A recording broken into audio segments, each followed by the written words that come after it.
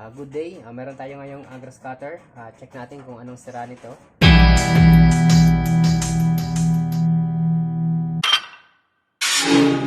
Ang sira nito ay hindi umaandar kahit anong start, no? Sa pag-check ng grass cutter, simple lang naman ang pag-repair nito. Halos ang kadalasan namang sira ng grass cutter ay spark plug, walang kuryente, barado yung karburador, or singaw yung oil seal. Kaya una natin i-check yung spark plug kung okay siya. Gamit tayo ng spark plug tester. Check natin kung tumatalon yung kuryente. Yan. Meaning okay yung spark plug. Check natin dito kung tumatalon yung kuryente sa cylinder head. Yan. May tumatalo naman. So, ang pinakamadaling pag-testing kung carburetor yung diferensya, papaandarin natin siya sa pamamagitan ng ipa-prime natin siya, lalagyan natin ng konting gasolina yung cylinder head. Kung mag-start siya, meaning sa carburetor yung sunod nating aayusin or lilinisan. Nilagyan ko na ng konti yung cylinder head.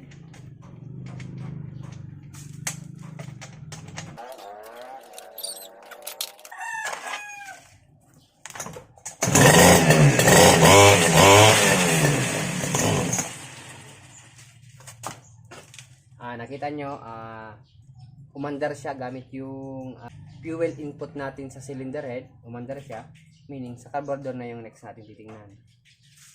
Hindi siya nag-supply ng gasolina.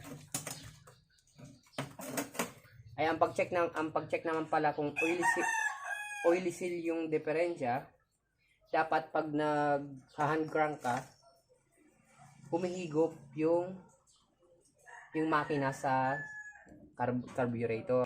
Sa mga 2-stroke katulad nito, 2-stroke na cylinder na 2-stroke na grass cutter, napaka-importante ng vacuum. Dapat walang singaw yung oil seal sa engine, kasi ang fuel dumadaan muna sa crankshaft bago pupunta sa cylinder head. Ganyan yung mga 2-stroke. Hindi katulad ng mga 4-stroke, kahit alisin mo yung oil seal sa mga parte ng makina, aandar pa rin siya kasi rekta yung karburador papunta sa cylinder head. Tsaka once na may singaw yung oil seal, hindi siya makakahigop ng gasolina ng mabuti sa carburetor kasi nga walang vacuum na magaganap dahil singaw. Pero so far okay naman to, may vacuum naman siya. Kaya check natin yung carburador.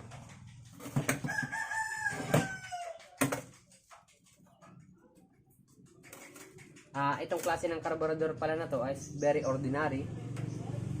Wala siyang mga jetting sa ibabaw na pwedeng madumihan, kaya hindi na natin kailangan bungkalin yung buong carburetor para linisin to. Ilalim lang yung pinaka-importante nito.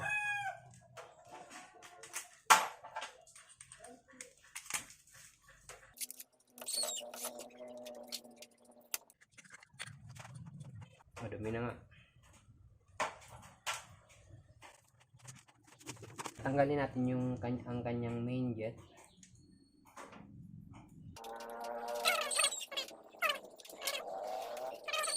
Ito yung main jet niya.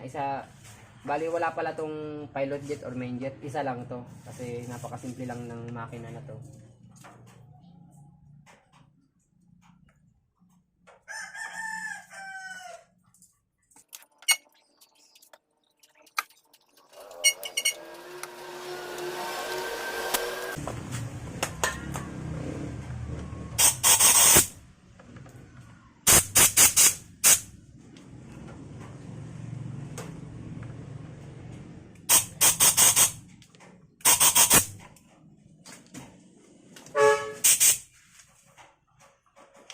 Para malinisan to, kailangan nyo munang i-full throttle bago nyo sumpitan ng compressed air yung pinakagitna, dahil naharangan ng needle yung pinakagitna, hindi dadalo yung hangin.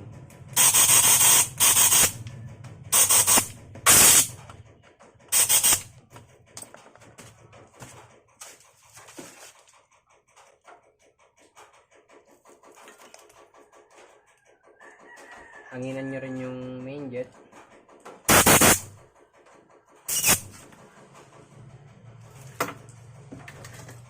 Minsan kailangan nyo gumamit ng pantusok, yung saktong-sakto sa kanyang butas, para bumalik sa standard yung laki ng butas niya. Kasi minsan may mga corrosion o dumi na nagpapaliit ng butas, kaya minsan naglilin yung kanyang hindi kayang tanggalin ng compressed air yung mga umido sa pinakabunganga ng butas.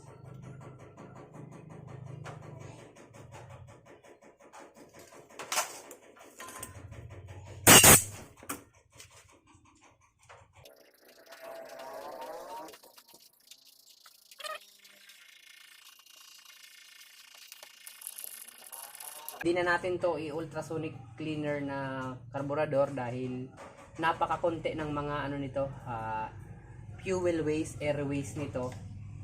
Isa lang yung pinakadaluyan niya simula dito papunta doon, balda doon sa piston na binubunot. Wala siyang ibang mga air waste or ibang mga butas-butas sa carburetor katulad ng medyo complicated na mga carburetor, kaya halos hindi na kailangan i-ultrasonic cleaner ng ganitong mga carburetor.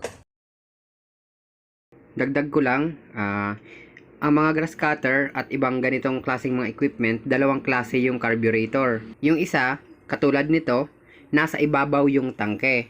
Pag nasa ibabaw yung tangke, gravity feed type carburetor yung mga nakalagay sa kanila. Meaning, hindi complicated yung carburetor na nakalagay sa unit na to dahil gravity type or gravity feed. At yun yung hindi ko na advisable gamitan ng ultrasonic pag ako ang naggagawa. At yung pangalawang type naman ng carburetor pangalawang type naman ng carburetor sa mga ganitong unit ay yung pressure type carburetor na makikita mo na nasa ilalim yung tangke. Meaning, pressurized siya, nasa ibaba kasi yung tangke. Kailangan ng pressure para umangat yung gasolina niya. Yun yung mga complicated na carburetor. Mga napakaliliit na mga butas nun, tsaka medyo maselan.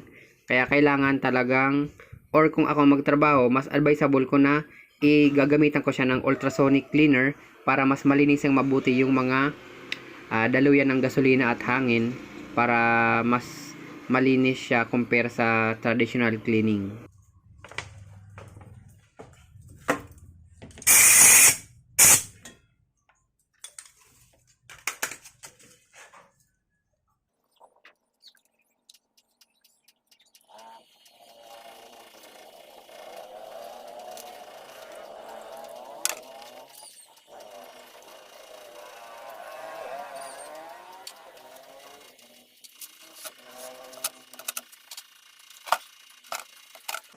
Subukan muna natin i-drain para makita natin kung pumapasok sa carburetor yung yun.